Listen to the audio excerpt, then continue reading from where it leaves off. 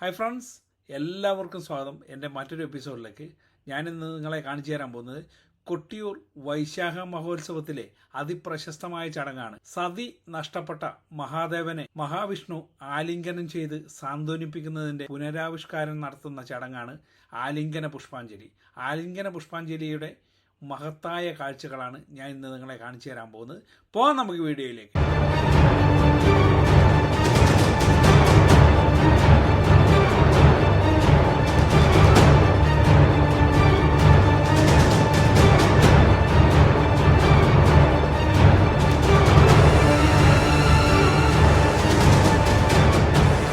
കാണുന്ന നിങ്ങളോട് ആദ്യമേ ഒന്ന് പറയട്ടെ, നിങ്ങൾ ഞങ്ങളുടെ ചാനൽ ആദ്യമായി കാണുന്നവരാണെങ്കിൽ ചാനൽ സബ്സ്ക്രൈബ് ചെയ്യാതെയാണ് കാണുന്നതെങ്കിൽ ചാനൽ ഒന്ന് സബ്സ്ക്രൈബ് ചെയ്യാനും മറ്റുള്ളവരിലേക്ക് ഷെയർ ചെയ്യാനും നിങ്ങളുടെ വിലയേറിയ അഭിപ്രായങ്ങളും നിർദ്ദേശങ്ങളും ഞങ്ങളെ കമൻ്റായി എഴുതി അറിയിക്കാനും മറന്നു. തിരുവഞ്ചർക്ക് ചുറ്റും കൂടി നിൽക്കുന്ന ഭക്തജനങ്ങളെ കാണുമ്പോൾ തന്നെ അറിയാം അവിടെ എന്തോ പ്രത്യേകമായൊരു ചടങ്ങ് നടക്കുന്നുവെന്ന്. ആ ചടങ്ങിന് മുന്നോടിയായാണ് നെറ്റിപ്പട്ടം കെട്ടിയ ഗജവീരന്മാർ ഇവിടെ നിൽക്കുന്നത്. ഇപ്പോൾ അവിടെ നടക്കുന്നത് പൊന്നിൻ ശീവേലിയാണ്. പൊന്നിൻ ശീവേലിക്കുള്ള ഒരുക്കങ്ങളാണ് ഈ കാണുന്നത്. പൊന്നിൻ ശീവേലി നടക്കുന്നതിന് മുന്നോടിയായാണ് ഗജവീരന്മാർക്ക് നെറ്റിപ്പട്ടം കെട്ടി ഒരുക്കി നിർത്തിയിരിക്കുന്നത്. രാശിവിളി കേട്ടാൽ മാത്രമാണ് ഇവരിവിടുന്ന് തിരുവഞ്ചിറയിലേക്ക് പോകുന്നത്. കൊട്ടിയൂർ ക്ഷേത്രത്തിലെ വൈശാഖ മഹോത്സവത്തിലെ ഏറ്റവും പ്രധാനപ്പെട്ടതും ഭക്തി നിർഭരവുമായ ചടങ്ങുകളിൽ ഒന്നാണ് പൊന്നിൻ ശീവേലി. ദേവി ദേവ വിഗ്രഹത്തെ തിരുവഞ്ചിറയിൽ ആനപ്പുറത്ത് എഴുന്നള്ളിക്കുന്നു. നെറ്റിപ്പട്ടം കെട്ടി അലങ്കരിച്ച രണ്ടാനകളുടെ പുറത്താണ്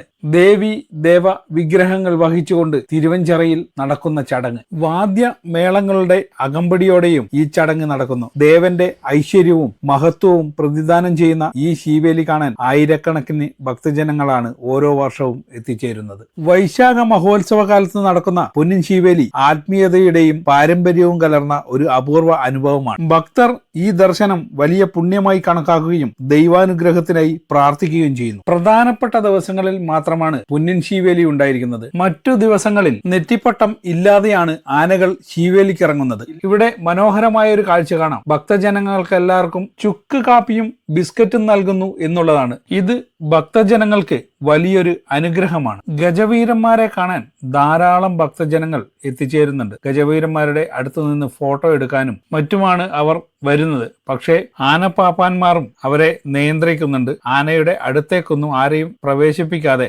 ദൂരെ നിന്നൊക്കെ ഫോട്ടോ എടുക്കാനും മറ്റും അവർ അനുവദിക്കുന്നുണ്ട്. ശീവേലി സമയത്ത് മാത്രമാണ് ആനകളെ തിരുവഞ്ചിറയിലേക്ക് ഇറക്കുന്നത്. ആനകളെ എത്ര കണ്ടാലും ഭക്തജനങ്ങൾക്ക് മടുപ്പ് വരുന്നില്ല. കാരണം പരാശക്തിയായ ദേവിയുടെയും ഭഗവാന്റെയും തിടമ്പുകൾ ശിരസിലേറ്റി നടക്കുന്നവരാണ്. ആ ഭക്തിയോടുകൂടെ തന്നെയാണ് ഭക്തജനങ്ങൾ ഇവയെയും കാണുന്നത്. ശീവേലിക്കുള്ള രാശിവിളി കേട്ടു ഗജവീരന്മാർ തിരുവഞ്ചിറയിലേക്ക് എഴുന്നള്ളുന്ന കാഴ്ചകളാണ് നിങ്ങൾ കാണുന്നത്. ആ നെറ്റിപ്പട്ടം കെട്ടി മനോഹരമായ വരവ് രാജകീയം തന്നെയാണ്. തിരുവഞ്ചിറയും പരിസരങ്ങളും ഭക്തജനങ്ങളെ കൊണ്ട് നിറഞ്ഞിരിക്കുകയാണ്. ശീവേലിക്ക് ശേഷമാണ് ഭക്തിപൂർവമായ ആലിംഗന പുഷ്പാഞ്ജലിയും കാഴ്ചകളും. തിടമ്പേറ്റുന്ന ഗജവീരന്മാരുടെ വരവ് അത്രയും ഭക്തിയോടുകൂടിയാണ് ഇവിടുത്തെ ഭക്തജനങ്ങൾ കാണുന്നത്. അപൂർവമായ ഒരു കാഴ്ച പോലെ എല്ലാവരും ആ ഗജവീരന്മാരെ നോക്കി നിൽക്കുന്നു. തിരുവഞ്ചിറയിലേക്ക് ഗജവീരന്മാർ ഇറങ്ങുന്ന കാഴ്ചകളാണ് നിങ്ങൾ കാണുന്നത്. തിരുവഞ്ചിറയും പരിസരങ്ങളും ദേവസ്വം കരിങ്കല്ല് ടൈലുകൾ പാകി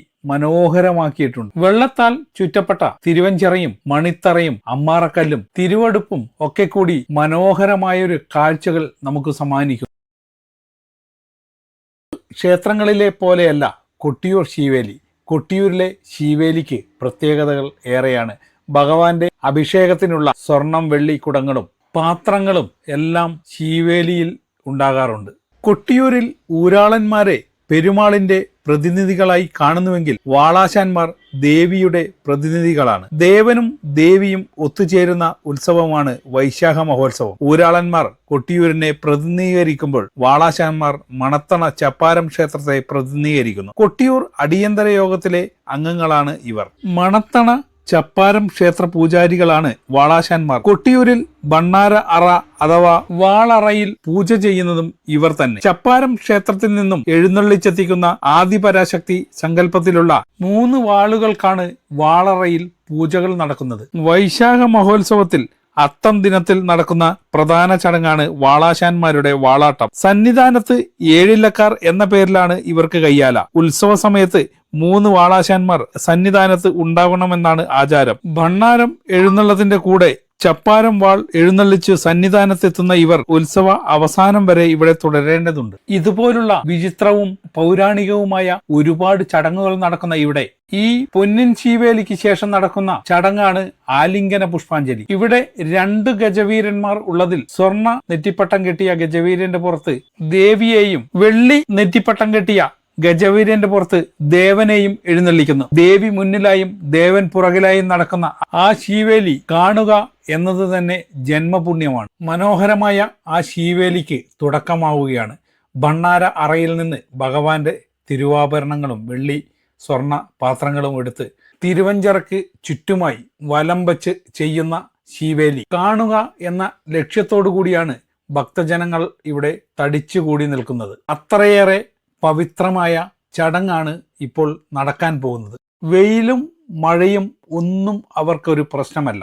വർഷത്തിൽ ഒരിക്കൽ നടക്കുന്ന ഇതുപോലുള്ള ചടങ്ങുകൾ കാണുവാൻ വേണ്ടിയാണ് ദൂരദേശങ്ങളിൽ നിന്ന് പോലും ഭക്തജനങ്ങൾ ഇവിടേക്ക് എത്തിച്ചേരുന്നത്. അത്രയേറെയാണ് കൊട്ടിയൂരിലെ ശീവേലിയുടെ മഹത്വം.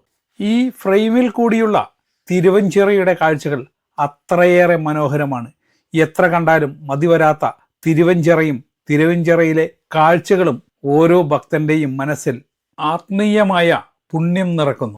ഇവിടെ എത്തുന്ന ഓരോ ഭക്തനും ഭഗവാനോട് പ്രാർത്ഥിക്കുന്ന ഒരേയൊരു കാര്യം ചിലപ്പോൾ അടുത്ത വർഷവും ഈ കാഴ്ചകളും ഈ ചടങ്ങുകളും കാണിക്കാൻ ഇവിടെ എത്തിക്കണമേ എന്നായിരിക്കും. അങ്ങ് ദൂരെ വയനാടൻ കുന്നുകളും കുടകുമലകളും ചുറ്റപ്പെട്ട് കിടക്കുന്ന ബാവലിപ്പുഴയുടെ തീരത്തുള്ള ഈ പുണ്യഭൂമിയിൽ, ഈ യാഗഭൂമിയിൽ സ്വയംഭൂവായി വാണരുളുന്ന ഭഗവാനെ ഒന്ന് കാണാനും ആ മണിത്തറയിൽ കയറി അനുഗ്രഹം മേടിക്കാനും ഇടവരുത്തണേ എന്ന പ്രാർത്ഥനയാണ്. ഈ തിരുവഞ്ചിറയുടെ നടുക്ക് കാണുന്ന വലിയൊരു മഹാ അത്ഭുതമാണ് പ്രകൃതി ക്ഷോഭത്താൽ നശിച്ചുപോയ ആ വലിയ ആൽമരം. എന്നിട്ടും ഇതിൽ നിന്നും ഉയർത്തെഴുന്നേറ്റ 2 ശിഖരങ്ങളുമായി ഭഗവാന് തണലേകാൻ ഉയർത്തെഴുന്നേൽക്കുന്ന കാഴ്ച.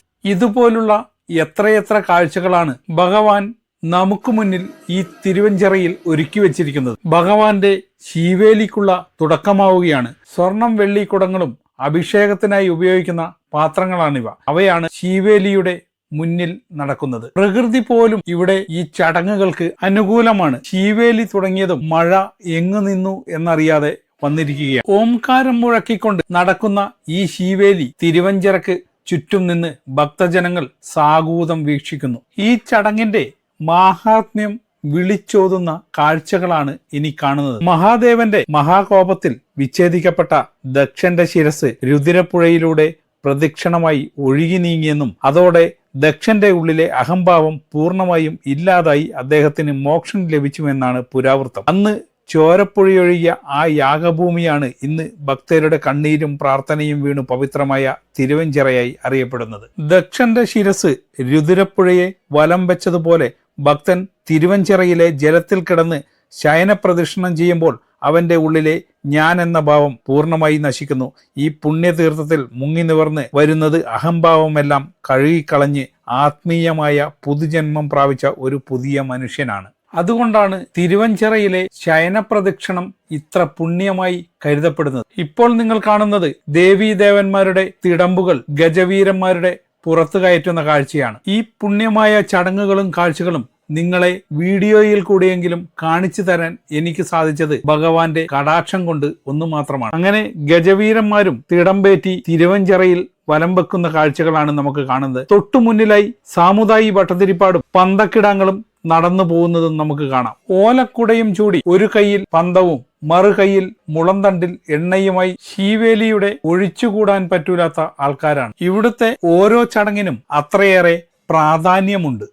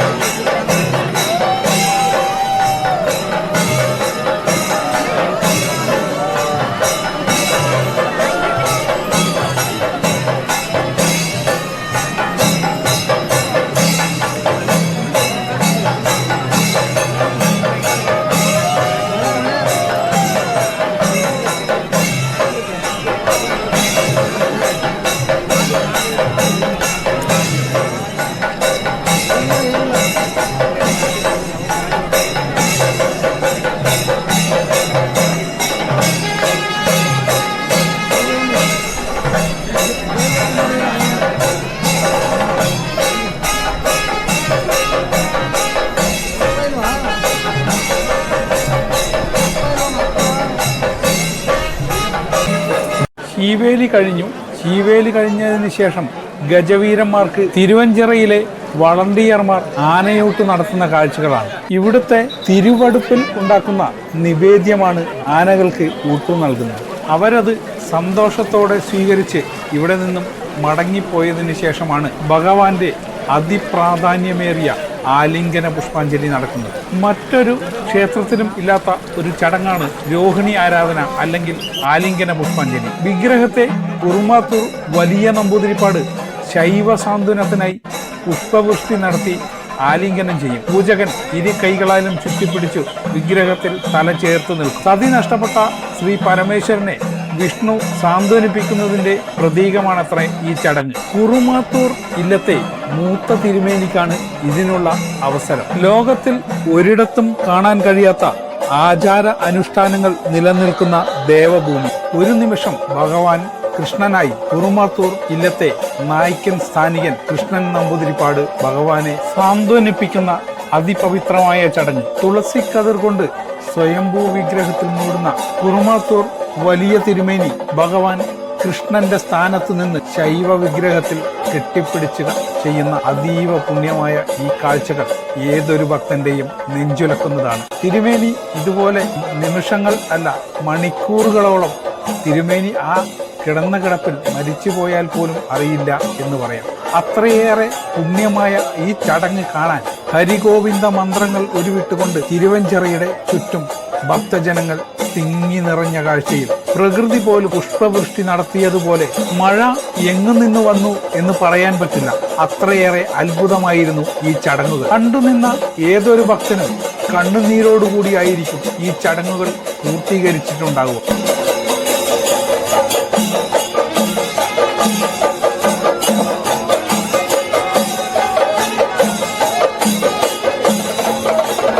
ഹായ്, അങ്ങനെ ഞാൻ എൻ്റെ എപ്പിസോഡ് ഇവിടെ വെച്ച് വൈൻഡപ്പ് ചെയ്യാണ്. നിങ്ങൾക്ക് എല്ലാവർക്കും കൊട്ടിയൂർ വൈശാഖ മഹോത്സവത്തിലെ പൊന്നിൻ ശീവേലിയും ആലിംഗന പുഷ്പാഞ്ജലിയും കാഴ്ചകളൊക്കെ ഇഷ്ടപ്പെട്ടു എന്ന് കരുതുന്നു. നിങ്ങൾ ആദ്യമായാണ് ഞങ്ങളുടെ ചാനൽ കാണുന്നതെങ്കിൽ, ചാനൽ സബ്സ്ക്രൈബ് ചെയ്യാതെയാണ് കാണുന്നതെങ്കിൽ ചാനൽ ഒന്ന് സബ്സ്ക്രൈബ് ചെയ്യാനും മറ്റുള്ളവരിലേക്ക് ഷെയർ ചെയ്യാനും നിങ്ങളുടെ വിലയേറിയ അഭിപ്രായങ്ങളും നിർദ്ദേശങ്ങളും ഞങ്ങളെ കമൻ്റായി എഴുതി അറിയിക്കാനും മറന്നു പോകരുത്. മറ്റൊരു വീഡിയോയുമായി കാണുന്നവരെ ബൈ ബൈ.